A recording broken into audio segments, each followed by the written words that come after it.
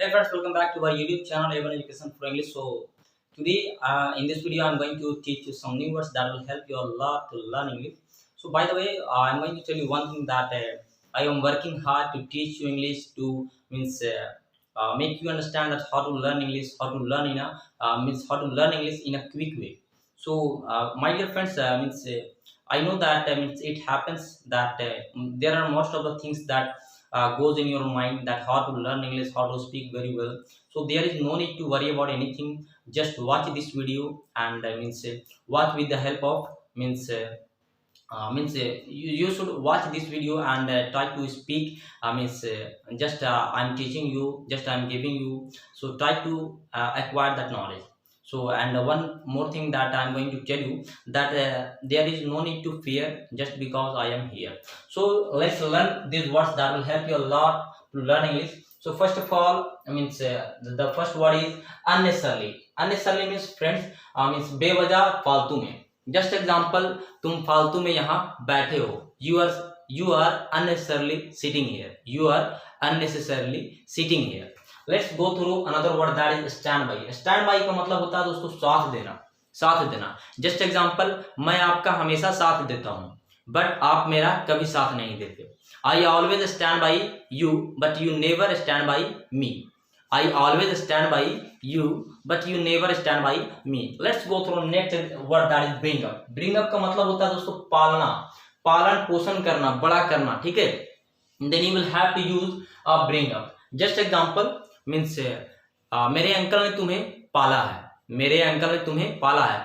My uncle brought you up. My uncle brought you up. Just take another example that is means मैं बोध गया में पला बड़ा. और means I can take an another example just like मैं कोलकाता में पला बड़ा. Then you will have to use I was brought up in Bodh Gaya, I was brought up in Kolkata, I was brought up in Delhi. So means you will have to use examples like this. Next go through next word that is materialize. Materialize means दोस्तों सच साकार कर देना, सच कर देना और साकार कर देना. जैसे मैंने सोचा और सच कर दिया. मैंने सोचा और साकार कर दिया. I thought and materialized. I thought and materialized. Just take another example. मैं अपने सपने साकार कर दूंगा. I will materialise my dreams. I will materialise my dreams. Let's go through next word that is pass away. Pass away का मतलब होता है दोस्तों गुजर जाना या फिर मृत्यु हो जाना. I have already taught pass by. Pass by का मतलब होता है पिछले वीडियो में बताए हैं कि पास बाई का मतलब बगल से गुजरना. Just example we can take the example of pass by. जैसे वह मेरे बगल से रोज गुजरता है. He passes by me every day. He passes by me every day. And this example that is pass away means गुजर जाना, मृत्यु हो जाना, मौत हो जाना. जस्ट एग्जांपल, उसके पिता की मृत्यु पिछले साल हो गई. His father passed away last year. His father passed away last year. So you should use these words because these words will help you a lot. Chill out. Chill out का मतलब होता है दोस्तों मजे करना, टेंशन ना लेना. Just means example, मैं आजकल मजे कर रहा हूँ, आजकल मैं टेंशन नहीं ले रहा हूँ. I am chilling out these days. I am chilling out these days. You should speak after me. आपको मेरे साथ बोलना चाहिए and it will help you a lot to make sentences, make frame it will help you to frame sentences. Chilling out, sorry, chill out means मजे करना. I am chilling out these days. You are chilling out these days. So means आप आजकल मजे कर रहे हैं, tension नहीं ले रहे हैं. अस्क्राइब का मतलब होता है श्रेय देना. जस्ट एग्जांपल, श्रेय देने का मतलब है कि आप सफल होते हैं तो आप श्रेय देते हैं, किसी न किसी को देते हैं. Then you will have to use ascribe. Just example, मैं अपने सफलता का श्रेय अपनों को देता हूँ. I ascribe my success to my real ones. I ascribe my success to my real ones. या फिर मैं बोल सकता हूँ मैं अपनी सफलता का श्रेय अपने पापा को देता हूँ, अपने दोस्त को देता हूँ. Then you will have to use I ascribe my success to my father. I ascribe my success to my friend. I ascribe my success to you. मैं अपने सफलता का श्रेय आपको देता हूँ. I ascribe my success to you. So you should use this words. Next go through next word that is go on. Go on means चलना. Just example हम लोग बोलते भी हैं वी यूज ऑलवेज मीन्स आजकल क्या चल रहा है. आजकल या फिर इन दिनों क्या चल रहा है, what's going on these days और what is going on these days. आप लोग बोलते भी हैं कि फॉग चल रहा है, क्योंकि ये मजाक में बोलते हैं कि फॉग चल रहा है। Let's go through next word that is Uz.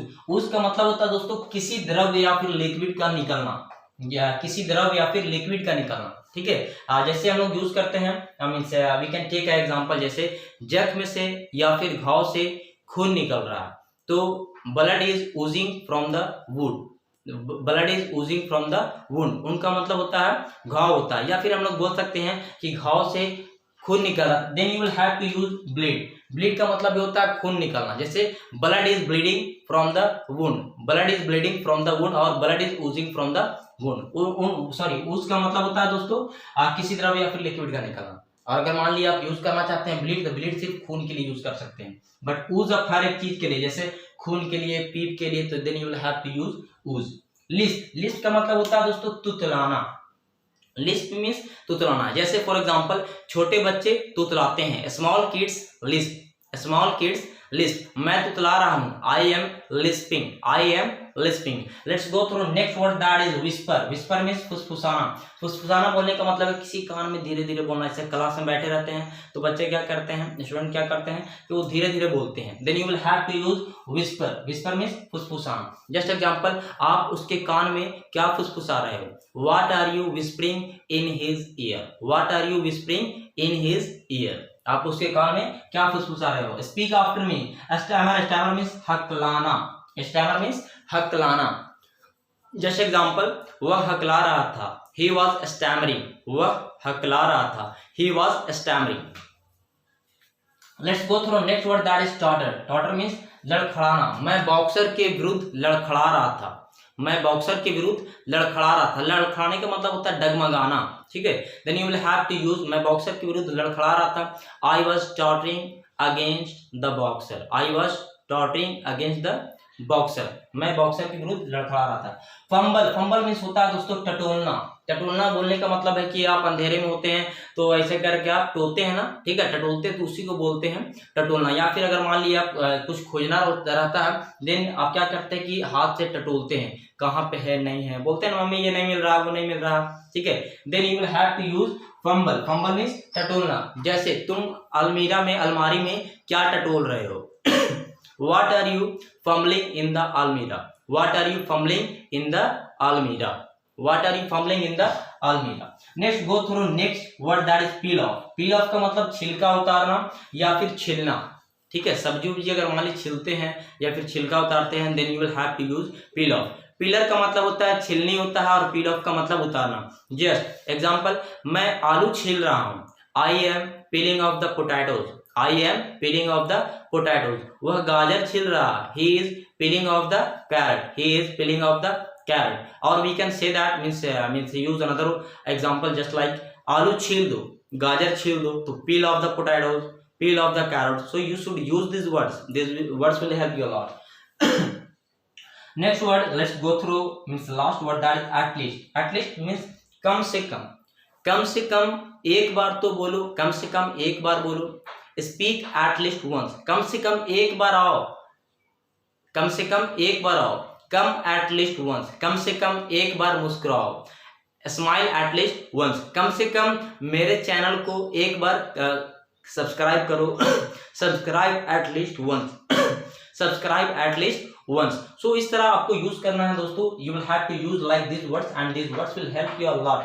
So my dear friends, at last I am going to tell you one thing that if you are new to my YouTube channel, so means don't forget to subscribe, and if you will means watch this video, then this video will help you a lot to learn English, to help English, and if you feel that this video is really very helpful, so you should share it to your family, friends, and this video will help you a lot to them। and one more thing that I'm going to tell you that कि दोस्तों कि आप लोग को मेरे video को comment करना चाहिए। अब कमेंट और लाइक करने से होती है ये कि मुझे मोटिवेशन मिलते हैं, I get motivation with the help of your comment, with the help of your like। so you should comment on my video that yeah, this is really helpful, or you should comment anything। or one more thing that at last I'm going to tell you one thing that you should comment, means at least one or two sentences in the comment section box, that I will see that means is it really helpful for students or friends or not. So मिलते हैं next video में, तब तक के लिए bye, thank you and thanks and have a nice day.